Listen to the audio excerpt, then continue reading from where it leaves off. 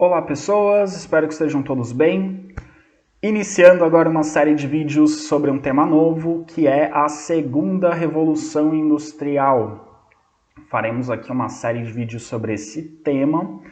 É um tema extremamente importante, porque a segunda revolução industrial é um acontecimento chave, ou uma série de acontecimentos chave, para a gente entender o mundo contemporâneo. É provavelmente a principal transformação do século XIX, que vai dar as bases para o mundo atual. Bom, obviamente, a segunda revolução industrial ela tem a ver com a primeira revolução industrial. A primeira revolução industrial a gente já estudou na Inglaterra na metade do século XVIII, a partir das fábricas de tecidos que vão incorporar novas tecnologias, a principal delas a máquina a vapor, mas principalmente vão incorporar novas formas de organização do trabalho, a divisão do trabalho, a separação entre organização do trabalho, o planejamento do trabalho e a execução do trabalho, a divisão do trabalho em várias tarefas. Então é essa nova organização do trabalho que vai abrir espaço para a entrada de máquinas e novas tecnologias, e uma junto com a outra vai impulsionar essa transformação na produção, que é a Revolução Industrial. Pois bem, quando a gente fala de segunda Revolução Industrial, a gente está falando de um processo muito parecido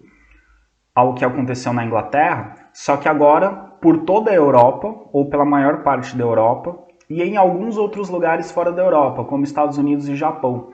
Então a gente vai ter revoluções industriais na França, na Alemanha, lembrando que a Alemanha ainda não é um país só. Quando a gente fala de Alemanha, a gente está falando de uma região da Europa com vários reinos. Vai ter em algumas cidades da Rússia, em parte dos Estados Unidos e no Japão. Então a gente vai ter revoluções industriais nesses lugares. E não só nesses lugares, também ali na Catalunha, que faz parte da Espanha, a gente vai ter um processo de industrialização. E alguns pontos da Itália, no norte da Itália principalmente, lugares como Turim e Milão, alguns pontos do Império Austríaco, enfim, em vários lugares da Europa, a gente vai ver processos semelhantes ao da primeira Revolução Industrial, que aconteceu na Inglaterra, só que agora no século XIX em vários países. Outro muito importante também que vocês estão vendo aí no mapa, essas manchinhas brancas aí no mapa são áreas industriais. Então a Bélgica, por exemplo, ali vai ter uma grande área industrial, vai ser uma região importante aí de industrialização no século XIX. Então, metade do século XIX, na segunda metade do século XIX, principalmente, a gente vai ter um processo de industrialização que vai se espalhar pelo mundo. A Inglaterra já estava industrializada, mas vai continuar se industrializando mais. E aí a gente tem, pelas cores aí no mapa, vocês identificam. Reino Unido é onde começa a Revolução Industrial, esse vermelho mais escuro. Laranja é uma segunda onda de industrialização. Primeira metade do século XIX. Em amarelo, uma terceira onda de industrialização, mas para o final do século XIX. E o verde é já finalzinho do século XIX, virado para o século XX, mais uma outra onda de industrialização pela Europa. Então, toda a Europa vai se industrializar até o final do século XIX e comecinho do século XX. E as manchas brancas no mapa são as áreas industriais da Europa. Esse outro mapa, pessoal, ajuda a gente a compreender também um pouco do processo de industrialização. Se a gente comparar essas manchinhas brancas com esses pontinhos pretos e pontinhos vermelhos, os pontinhos pretos são minas de ferro. Lembrem que o ferro foi muito importante na primeira Revolução Industrial para fazer as máquinas. Os pontos vermelhos são as minas de carvão. O carvão era o combustível da primeira Revolução Industrial e no início da segunda Revolução Industrial ele vai continuar sendo o combustível mais importante. Aliás, eu falei os pontinhos pretos, não, os pontinhos azuis são as minas de ferro, os pontinhos vermelhos as minas de carvão, os outros pontinhos são áreas industriais.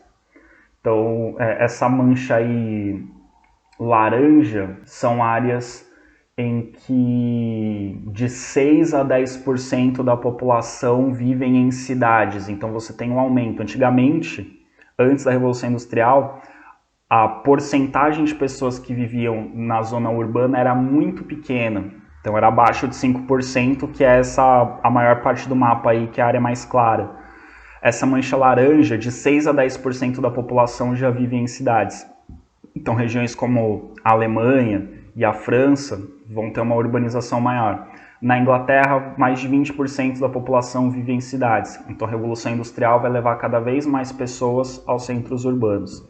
Algumas transformações, algumas novidades da segunda Revolução Industrial, que são características dela e que não tinha na primeira Revolução Industrial, e que vão causar, na segunda Revolução Industrial, não só o fato de mais países se industrializarem, além da Inglaterra, mas também novas áreas da indústria, com novas tecnologias, novos combustíveis e novas matérias-primas. No século XIX, a gente tem o avanço da siderurgia. O que é a siderurgia? É a fabricação de aço, é a transformação de ferro em aço. Para quem não sabe, aço é uma liga metálica. Ela é uma mistura de ferro com carbono.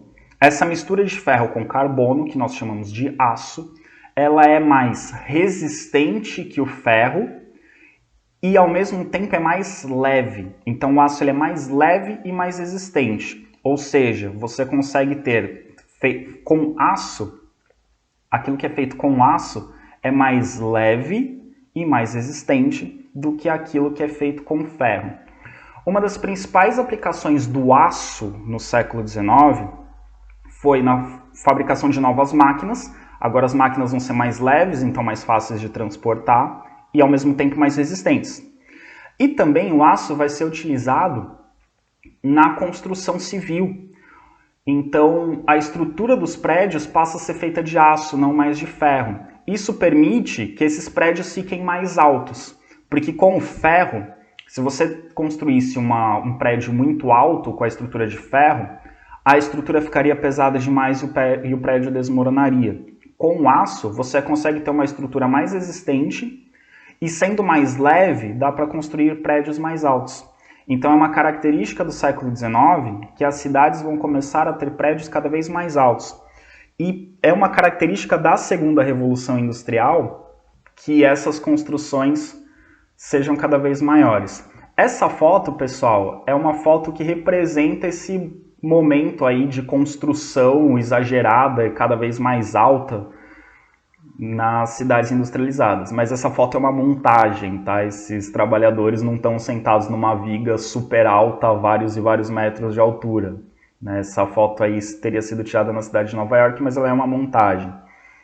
Então ela representa aí, né, construção de prédios muito altos e os trabalhadores em condições bem precárias, né, de trabalho. A gente vai ver que na segunda Revolução Industrial os trabalhadores continuam com condições precárias, assim como era na primeira Revolução Industrial. Mas essa foto é uma montagem. É uma montagem, é um exagero, mas representa um pouco do que era, né? Esses prédios muito altos. Então esses trabalhadores em condições cada vez mais perigosas de trabalho por conta desses prédios muito altos. É nesse contexto aí do século XIX que vai surgir o que nós chamamos de arranha-céus. O que são os arranha-céus? São os prédios muito altos. Claro que os primeiros arranha-céus, se a gente comparar com os prédios atuais, eles seriam considerados prédios normais hoje em dia. Esse aqui, da esquerda, é considerado o primeiro arranha-céu do mundo. Esse prédio, ele fica em Nova York, foi construído no século XIX. Ele é conhecido como Flatiron. Flatiron, em inglês, quer dizer ferro de passar. Então, ele é triangular, ele fica numa esquina e ele é triangular. Ele lembra um ferro de passar antigo, por isso ele tem esse nome. E esse formato triangular era para ajudá-lo a ser mais alto. Então aí ele tem vários andares, mas comparado a prédios de hoje em dia, ele seria um prédio normal. Depois, já no início do século XX, que vão surgir os prédios absurdos, como o Empire State Building, que é um símbolo da modernização de Nova York. Durante muito tempo ele foi o prédio mais alto do mundo. Depois ele foi superado por vários outros e hoje em dia o prédio mais alto do mundo está nos Emirados Árabes Unidos. Mas o Empire State ele é um símbolo dessa industrialização, dessa urbanização exagerada, com prédios muito altos. que se tornaram possíveis graças ao aço. E aqui do lado direito a gente tem o considerado primeiro arranha-céu do Brasil, que é o edifício Martinelli, no centro de São Paulo. Ele já é do início do século XX, é um pouco depois desse período que a gente está estudando, mas ele também tem a ver com a industrialização do Brasil, com a industrialização de São Paulo. Ele é considerado o primeiro arranha-céu, para a época era um prédio absurdamente alto. E curiosamente hoje, bem pertinho do Martinelli, na mesma rua do Martinelli, se você andar na rua do edifício Martinelli até o final, andar 1 ou 2 quarteirões para frente, você vai encontrar um prédio muito parecido com o Empire State, que é o edifício Altino Arantes, em São Paulo, que passou a ser o prédio mais alto de São Paulo depois do Martinelli. E é um prédio famoso de São Paulo, muito conhecido, e hoje não é mais o prédio mais alto de São Paulo. O prédio mais alto de São Paulo é um outro prédio que nem é famoso, que é perto desses aqui também, nessa mesma rua, aqui do Martinelli. Se você subir a rua, se você for para frente, mais 1 ou 2 quarteirões, você chega no Altino Arantes, que foi o prédio mais alto.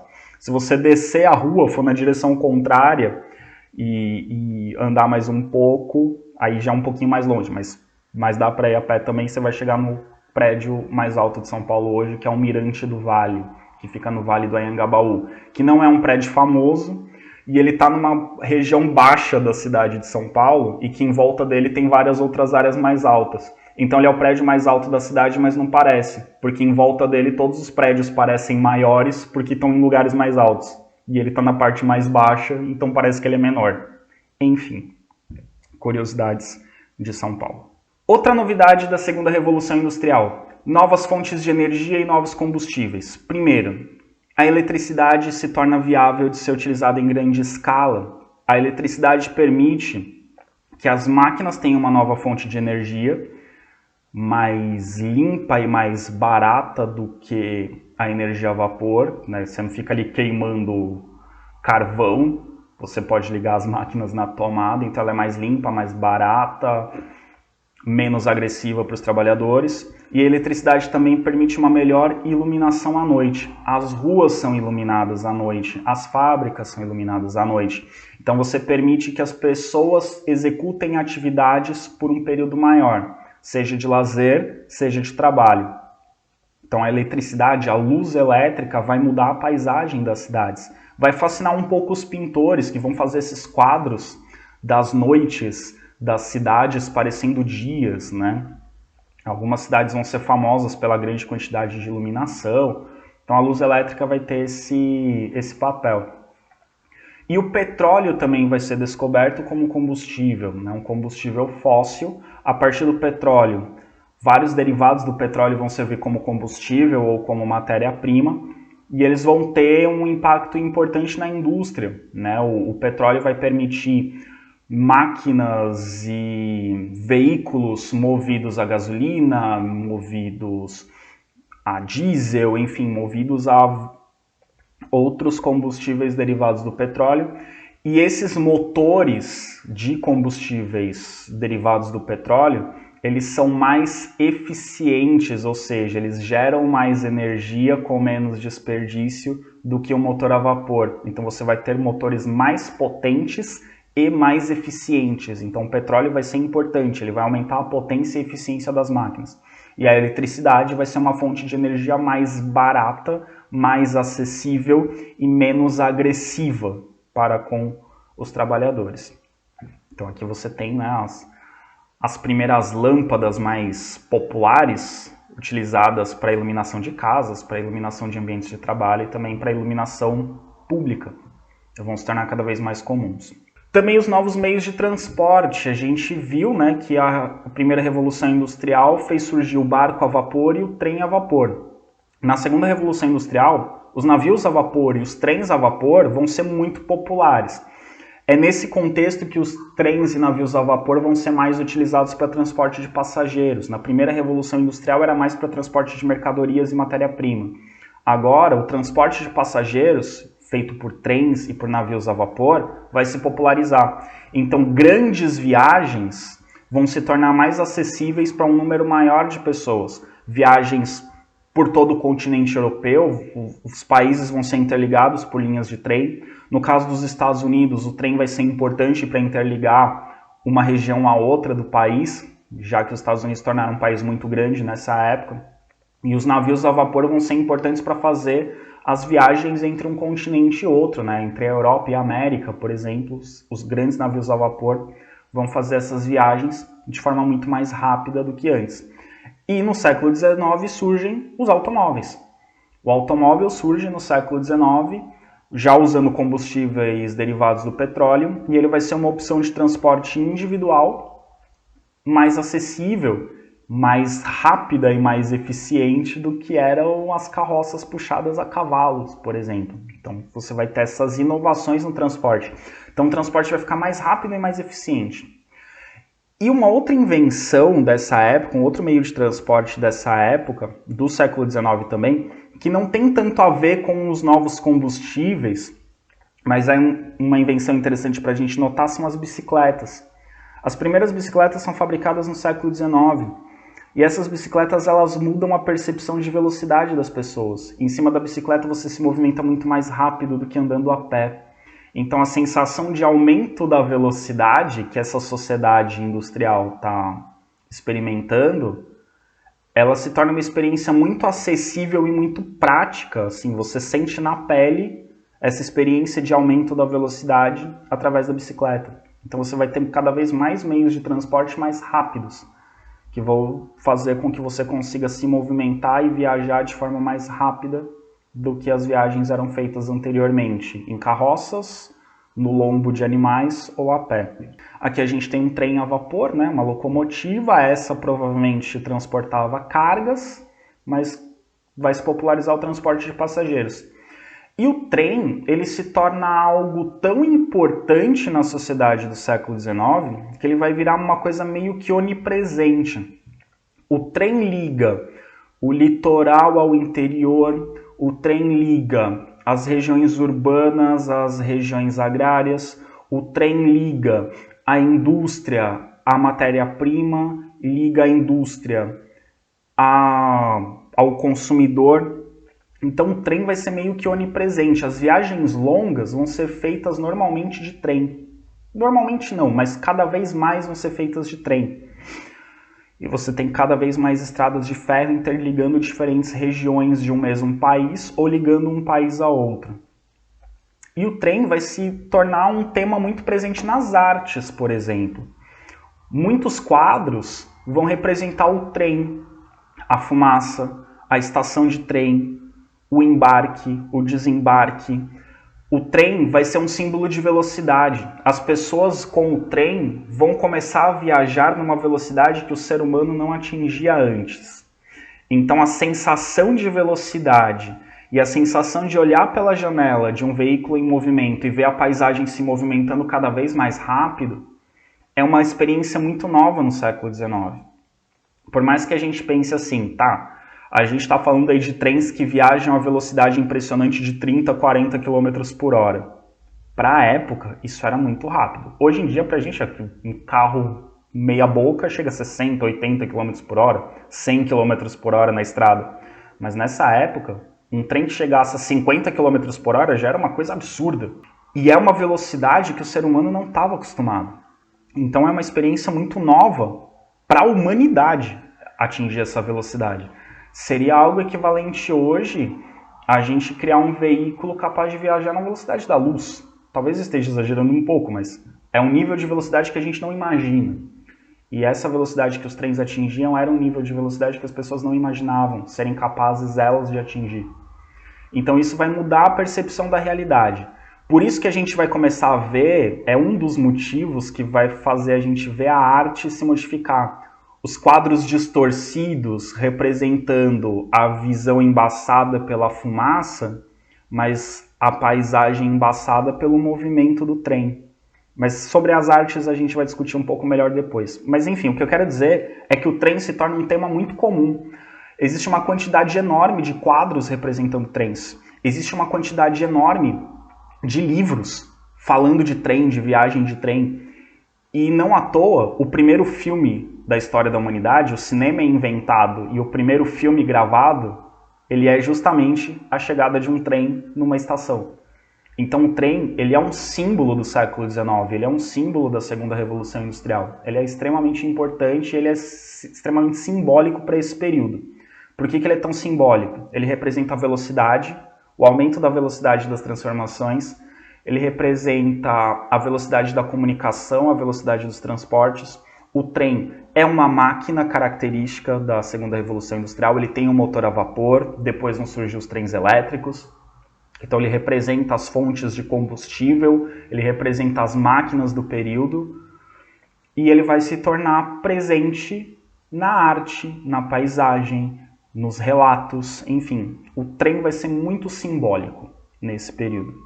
E o trem se torna tão importante que a gente às vezes observa que o trem é o elemento principal de um quadro mesmo quando ele não aparece. Esse quadro aqui é bem interessante. Bem no centro do quadro a gente tem uma menina que está de costas para você observador. Ela está pouco se lixando para você observador. A outra senhora ali do lado, que talvez seja a mãe dela, está mantendo contato visual com você observador. Ela não está te ignorando. Mas a menininha está te ignorando. Por que a menininha está te ignorando? Porque ali atrás tem um trem. Como é que eu sei que ali tem um trem? O trem não aparece na imagem. Mas o trem deixou esse rastro de fumaça. E a menina está olhando para o trem e para esse rastro de fumaça que ele causa. Então ele é o ator principal nesse quadro, porque um dos elementos do quadro, um dos personagens do quadro, está ignorando o observador e está buscando o trem. Então o trem é tema, mesmo sem aparecer no quadro. Outro veículo que surge nesse período é o automóvel. Aqui embaixo a gente tem, na Alemanha surgiu o automóvel da fábrica Benz, do Carl Benz, que depois vai fazer sociedade com o senhor Mercedes e vai surgir a montadora Mercedes-Benz. Não é piada, tá? Eram dois alemães, um de sobrenome Mercedes, outro de sobrenome Benz, eles fazem uma sociedade e aí surge a Mercedes-Benz. E em cima a gente tem ali um veículo norte-americano da fábrica Ford. Não é o Ford T que vocês vão falar, o Ford T do Fordismo, ele surge depois. Mas nos Estados Unidos a gente tem a fábrica Ford fazendo os primeiros automóveis. O automóvel, que nessa época atingia a impressionante velocidade de 30 km por hora, ele é uma nova experiência também de velocidade. Você ser capaz de se movimentar sozinho numa velocidade relativamente alta, sem ser puxado por um animal, é uma experiência nova para as pessoas. E era um símbolo de poder o carro, né? Não era algo popular, era um símbolo de poder também, né? Uma distinção social. Também surgem novos meios de comunicação, como o telégrafo, que é esse daqui de cima. Você já deve ter ouvido falar do telégrafo. Telégrafo que usa o código Morse. Vocês já ouviram falar do código Morse? Provavelmente. Código Morse que usa toques e silêncios. Então, dependendo da quantidade de toques e da quantidade de silêncios, isso forma uma mensagem. E aí você tem que conhecer o que significa cada toque, cada silêncio, o comprimento e a quantidade para saber que letra que é, para juntar e formar as palavras. O que é interessante do telégrafo? É a primeira experiência de comunicação em praticamente tempo real. O tempo que leva da mensagem sair de quem está enviando a mensagem para chegar em quem está recebendo a mensagem é muito curto, é de segundos. Então você consegue receber mensagens muito rápido, muito mais rápido, infinitamente mais rápido do que uma mensagem que chega de carta. E como é que faz para essa mensagem sair de um lugar e ir para outro de forma mágica praticamente? É através da eletricidade, são pulsos elétricos. Os toques que você dá na máquina e no telégrafo são convertidos em pulsos elétricos e esses pulsos elétricos são convertidos em sons e silêncios quando chegam no receptor. O receptor precisa conhecer o código Morse para decifrar a mensagem. O princípio semelhante ao do telégrafo vai dar origem ao telefone, ainda no século XIX. O telefone, o princípio é basicamente o mesmo, mas ele consegue transformar o som da voz de quem está falando em impulsos elétricos, e esses impulsos elétricos, quando chegam no outro aparelho de telefone, são convertidos em som. Mas não sons tão simples como o do telégrafo, ele consegue reproduzir o som mais parecido com o original. Então você ouve o que a pessoa falou. Isso torna a comunicação muito eficiente. Também surge no século XIX o rádio. A comunicação por rádio e depois as estações de rádio, os programas de rádio em si, vão ganhar importância. E isso vai causar uma transformação muito grande na imprensa. Antes, uma notícia de algo que acontecia na Europa até chegar no Brasil podia levar dias. Dependia de um jornalista lá na Europa ficar sabendo, escrever, mandar por carta para o Brasil. Aí um jornal aqui no Brasil ia receber a carta, ia escrever a notícia e publicar. Às vezes, chegava semanas depois a notícia, demorava muito. Com o telégrafo, dava para o jornalista mandar no mesmo dia. Dava para ele mandar num dia e a notícia já ser publicada no dia seguinte. Só que como o telégrafo, você tem que fazer os toques, né? Aqueles bips, as batidinhas, né? Não dava para ser um texto longo, tinham que ser mensagens mais objetivas. E isso vai causar uma transformação na linguagem jornalística. Os textos jornalísticos vão ficar mais objetivos, mais diretos, não vão enrolar tanto. Os textos vão ficar mais curtos e mais objetivos. E isso tem uma influência sobre a imprensa até hoje. A linguagem jornalística até hoje carrega essa coisa da objetividade, porque a notícia tinha que ser comunicada através desses aparelhos. O telefone vai facilitar um pouco, mas o estilo de mensagem mais rápida, mais direta, se mantém. E junto com isso, as mesmas tecnologias que vão ser empregadas nas máquinas das indústrias vão ser empregadas nas máquinas da imprensa. Então a imprensa vai conseguir publicar seus jornais, imprimir seus jornais muito mais rápido e com uma qualidade muito maior.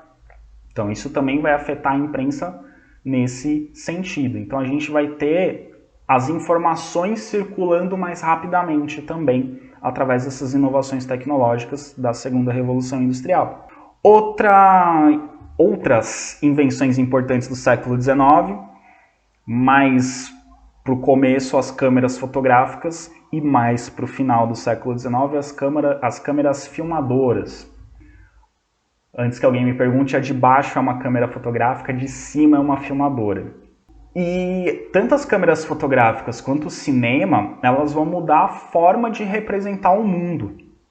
Como assim? Elas vão mudar a forma com que as pessoas enxergam e representam o mundo em volta delas. Pelo seguinte, acompanhe o raciocínio comigo. Renascimento. Pintores renascentistas tentavam reproduzir o mundo de forma bem perfeita. Lembra o que eu expliquei nas aulas de Renascimento para vocês, né? O equilíbrio, olha o quadro aqui bem divididinho no Renascimento, dividido na metade, parte de baixo e parte de cima. Se a gente dividir ali no meio, a gente vai perceber um equilíbrio, mais ou menos a mesma quantidade de elementos de ambos os lados. A parte de baixo com mais elementos do que a parte de cima, para a parte de baixo ficar mais pesada, entre aspas, que a de cima, porque se tiver ao contrário, causa um desequilíbrio. As formas humanas bem representadas, né, de forma mais fiel, buscando se representar a beleza do ser humano. Do Renascimento a gente vai para o Barroco, e aí aqui a gente tem o Caravaggio, por exemplo, e alguns pintores do Renascimento e do Barroco vão utilizar técnicas de estudar a luz, como a luz ilumina os objetos e reproduzir isso nos quadros. E aí eles vão conseguir representar os detalhes com uma forma mais perfeita. Então esses quadros, por exemplo, esses quadros do Caravaggio, que trabalham com luz e sombra, eles vão se parecer muito com fotografias atuais. Ele vai buscar uma perfeição das formas e através da representação da luz sobre o objeto ele consegue dar um maior realismo para o quadro. Então a gente tem nas artes plásticas, na pintura, séculos XVI, XVII, XVIII, os pintores tentando fazer as formas cada vez mais perfeitas, cada vez com mais realismo. Chega no século XIX, cria uma máquina que faz exatamente isso. Consegue copiar a pessoa perfeitinha ali, exatamente do jeito que ela é. Tudo bem, em preto e branco, mas dá para pintar depois. Não sei se vocês sabiam, mas era uma prática comum pintar as fotos que eram em preto e branco, tá? Mas dava para um artista, ele só pintava. Os artistas vão querer se matar para fazer isso aqui que o Caravaggio, por exemplo, fazia no século XVII, fazer um negócio com muito detalhe, muita perfeição para fazer a pessoa perfeitinha, sendo que o cara do lado, qualquer Zé com uma câmera fotográfica consegue fazer um negócio melhor, com muito menos trabalho. Os artistas vão se preocupar com isso? Os artistas vão falar, cara, não tem por que eu fazer isso mais, porque a câmera fotográfica faz. Então eu vou tentar fazer uma coisa que a câmera fotográfica não faz. Por isso que no século XIX a gente vai ter uma transformação muito grande na arte. Prestem atenção. Os quadros eram isso, e os quadros vão virar isso. O que é isso? Isso é uma paisagem noturna de uma cidade do século XIX. Pintores como Cézanne, entre outros, vão começar a fazer isso. O que é isso? Isso é a impressão que o pintor tem quando ele olha para uma paisagem. Não sei vocês, eu tenho a impressão de que eu estou olhando através de uma janela num dia de chuva, por exemplo. É essa a impressão que eu tenho. E tem outros elementos. A luz. Que impressões que a luz passa? Não me importa tanto a perfeição da paisagem das ruas dos prédios. O pintor que fez esse quadro está preocupado com a impressão que a luz causa. Então ele vai fazer um trabalho com a impressão da luz. Ele vai estar preocupado com a impressão que essa paisagem causa. Ele não quer imitar a paisagem. Ele quer explorar as impressões causadas pela paisagem. Daí que surge o movimento que a gente chama de impressionismo. A impressão que eu tenho ao olhar a paisagem, a câmera fotográfica não registra, mas um artista pode registrar através do seu quadro. Por isso que a arte ela vai deixar de olhar tanto a preocupação em representar a coisa exatamente como ela é. A arte vai querer representar cada vez mais aquilo que a câmera fotográfica não representa. O sentimento, a impressão, ou eu vou querer expressar aquilo que eu estou sentindo. Aí no século XX vai ter o expressionismo, que eu vou expressar os meus sentimentos. Impressionismo, século XIX, a impressão que a luz causa. Inclusive, muitos artistas dessa época vão usar câmeras fotográficas, trabalhos com câmeras fotográficas, para se inspirar nos seus quadros. Eles vão estudar as técnicas de fotografia para fazer alguns trabalhos de pintura. Já no século XX vai aparecer o expressionismo, que é expressar os sentimentos. E aí vão surgir quadros como esse, do Boccioni. Esse aqui se chama Estados Mentais 1, As Despedidas. Esse quadro, pessoal, ele tem como um dos elementos principais o trem, que eu falei que aparece muito forte na segunda Revolução Industrial. Ele representa o trem. Só que aqui ele não está preocupado em representar o trem exatamente como ele é. Ele está preocupado em representar estados mentais. Como as pessoas se sentem numa despedida. Esse quadro, pessoal, ele não está desenhando pessoas perfeitamente para parecer uma fotografia que tem um trem e pessoas na estação de trem se despedindo. Ele quer representar o sentimento. Ele quer expressar o sentimento.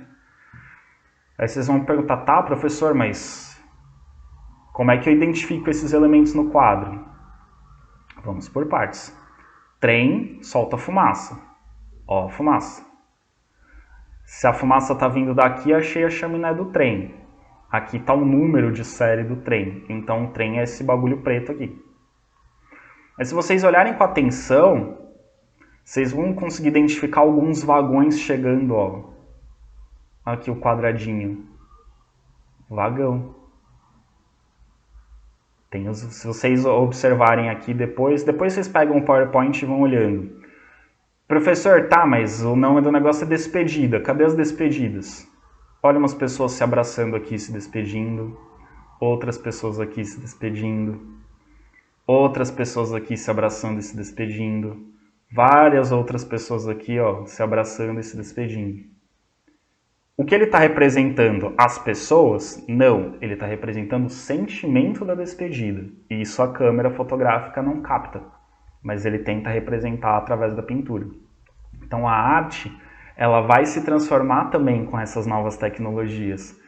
Então tudo isso, pessoal, transforma não só a indústria, não só o modo de se produzir, mas transforma o jeito que as pessoas se comportam no mundo, inclusive a arte. Então, o que eu fiz questão de trazer essa parte da arte para vocês, porque a arte mostra muito como a visão de mundo se modifica. A própria arte se modifica, os objetivos da arte se modificam com as inovações, as descobertas, as transformações da segunda revolução industrial. Então, esse primeiro vídeo da série sobre segunda revolução industrial, a gente encerra com essa reflexão aqui sobre a arte, mas esse vídeo é para falar das transformações. Tudo isso está transformando a sociedade. Tá, e o que isso vai causar na economia? O que isso vai causar na sociedade? O que isso vai causar na política? São os temas dos próximos vídeos, ok? Vejo vocês em breve. Até mais.